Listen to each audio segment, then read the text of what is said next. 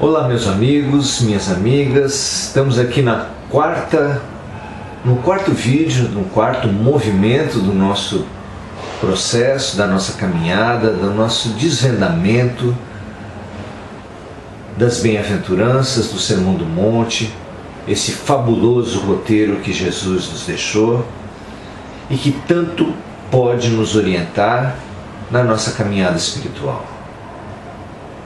Hoje viemos refletir sobre a quarta bem-aventurança, na qual Jesus nos revela serem felizes, serem bem-aventurados os que têm fome e sede de justiça, porque eles serão saciados.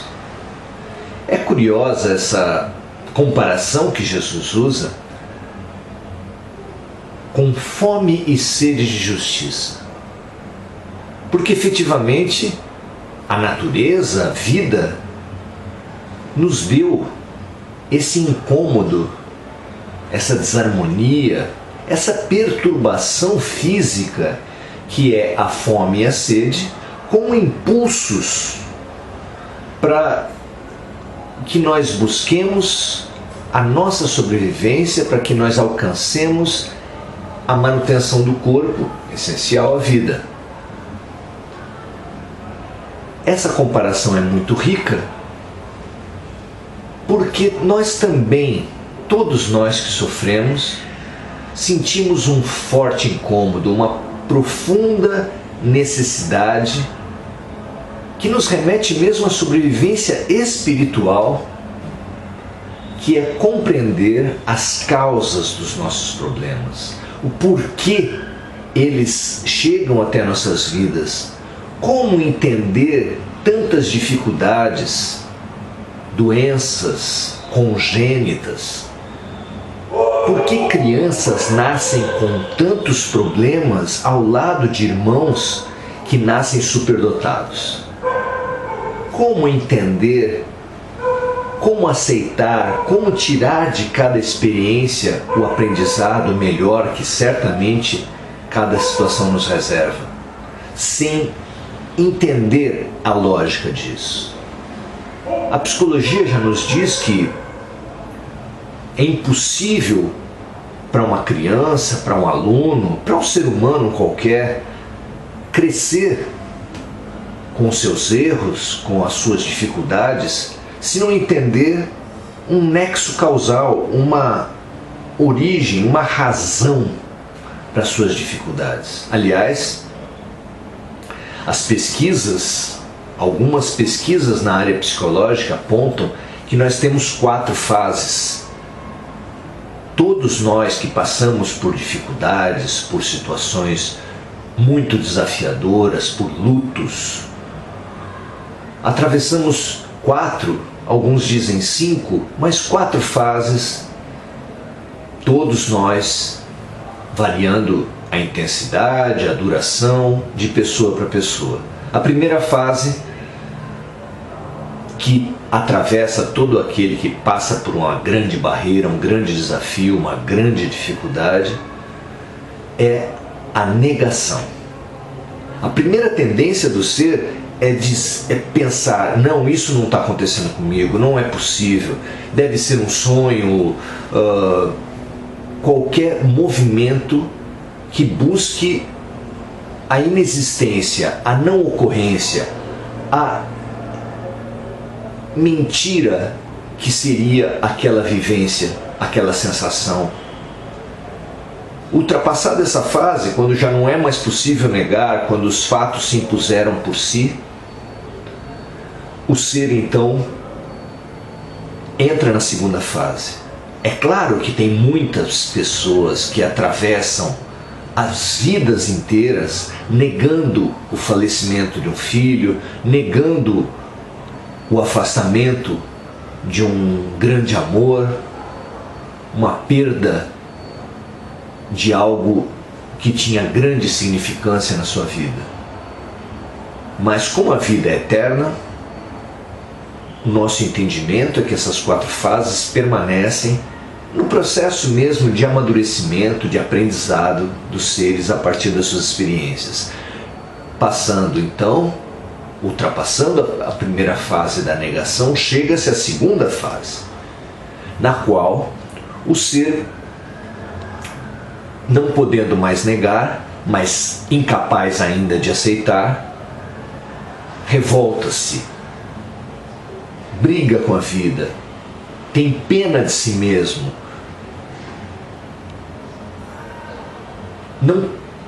não consegue captar motivos e, portanto, só se opõe aos fatos.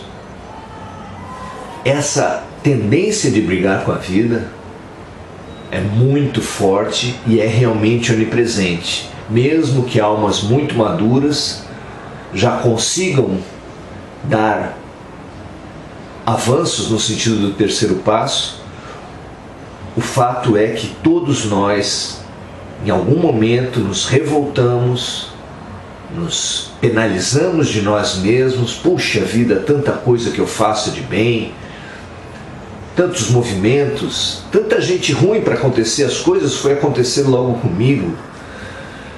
E muitas são as expressões que a gente repete, sem que isso nos permita, nos possibilite qualquer avanço.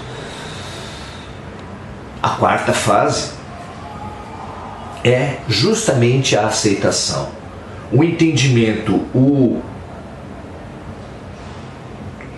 discernimento dos motivos e das riquezas que cada situação encerra para o nosso ser naquele momento. É claro que para chegar na quarta temos que passar pela terceira.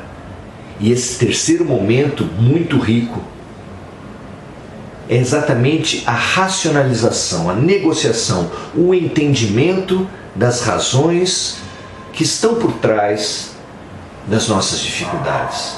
Portanto, emerge daí uma pergunta fundamental para todos nós que sofremos, que é: o que Deus, o que a vida está querendo me dizer com essa dificuldade? Nos perguntarmos, nos abrirmos para essa questão, perguntarmos para o nosso espírito orientador, para o nosso anjo de guarda antes de dormir, sempre que alçados a uma melhor sintonia através da oração, nós temos essa condição de avançarmos, de aprofundarmos nesse sentido do entendimento. O que Deus está querendo me dizer com uma doença, com um conflito familiar, com uma dificuldade que volta sempre, com um filho envolvido com drogas, com um marido alcoólatra, com as mais variadas dificuldades que o ser humano enfrenta na vida. Entendendo a razão disso, ele pode finalmente chegar na aceitação. Todos nós precisamos do entendimento, precisamos da racionalização em nosso espírito, como o nosso corpo precisa da água e da comida. Por isso, para a gente parece luminoso quando Jesus fala: bem-aventurados os que têm fome e sede de justiça, de entendimento da lógica, da lei, da razão que leva a Deus, que leva a vida a nos trazer para essa ou para aquela situação. Bem-aventurados os que têm fome e sede de justiça, porque eles serão consolados. Mas onde está essa consolação? Onde está o entendimento possível para fatos como a gente citou no início da nossa conversa, como doenças congênitas ou talentos que vêm do berço, acidentes para os quais nós nada fizemos que os sugerisse, que os propiciasse? Quais as razões para aqueles fatos que surgem da nossa vida sem que nós tenhamos colaborado em nada para que eles ocorressem? Porque há pessoas que têm comportamentos de risco e que sugerem, que estimulam a ocorrência de certas doenças, mas há doenças que surgem sem que tenha sido possível ao ser, sem que ele tenha concorrido de espécie nenhuma para aquilo. Então tudo que não tem lógica nessa vida, como as causas têm que anteceder as consequências, só pode ter vindo de outras vidas. E é aí que a lei das vidas sucessivas, a lei de causa e efeito, esses mecanismos preciosos da justiça divina, vêm como um sol em nossas vidas para nos reconciliar com Deus. Porque só é possível um Deus bom e justo, só é possível que a dor que chega às nossas vidas tenha bondade e justiça,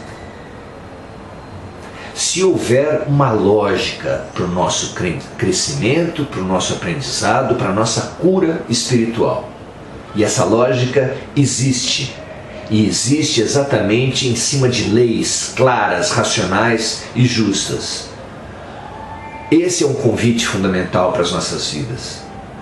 Como um chá digestivo que nos ajuda a aproveitar essa quantidade enorme de sapos que a gente engole nas nossas vidas com as insatisfações das situações que a gente não compreende. A lei das vidas sucessivas, a lei de ação e reação, o estudo desses mecanismos fundamentais da justiça divina vão fazer com que a gente consiga se libertar dos resquícios de negação, se liberte da autocompaixão, que é um atoleiro da alma, assim como a revolta, e finalmente aceitemos as lições de Deus, aceitemos as possibilidades que a vida nos abre com cada dificuldade, com cada necessidade, com cada acidente, com cada doença. Por isso, são bem-aventurados todos os que têm fome e sede de justiça, porque todas as pessoas que quiserem realmente buscar as causas dos problemas sem se congelar e se estagnar nos preconceitos religiosos ou nos preconceitos científicos que também existem, vai perceber que se há uma justiça, se há uma bondade, se há uma lógica no mundo, essa lógica, não estando presente nessa vida, só pode estar em outras. E aí a alma se abre para estudos e há diversos aspectos, diversos livros para a gente estudar a respeito disso, a começar pelo próprio Evangelho, já que Jesus, em 2 passagens pelo menos, nos aponta para as vidas sucessivas, para a lei de causa e efeito. A primeira delas, ao falar que João Batista é o Elias que retornou.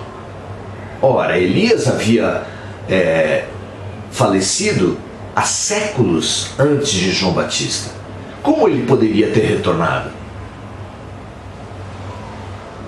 Não parece interessante que Elias, no seu momento mais infeliz, tenha tido a infelicidade de mandar decapitar inúmeras pessoas e tenha morrido como João Batista decapitado?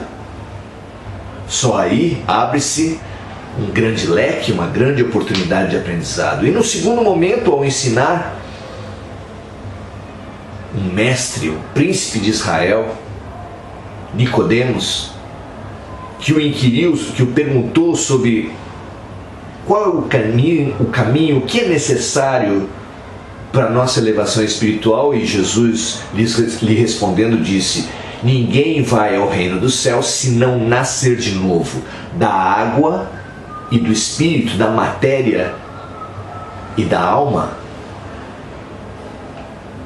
Jesus ali nos diz claramente que é impossível a uma alma primitiva alcançar a perfeição sem as vidas sucessivas. E além da vida sucessiva no corpo, que é fundamental, abrir-se, renascer em espírito para as oportunidades que a vida nos traz, mesmo através das dificuldades mais duras. É assim compreendendo a pedagogia e a terapêutica de Deus, que nós nos tornaremos pacientes mais dóceis, que sofrerão menos com as situações e que se emanciparão mais rápida e prontamente de suas doenças. Não é uma esperança grande? Não é uma certeza muito alegre que a gente pode ter? Que a gente sinta essa alegria e invista o nosso tempo, a nossa capacidade no entendimento das leis de Deus e assim nos reconciliemos com a vida. Esse é o nosso convite de hoje. Até a próxima!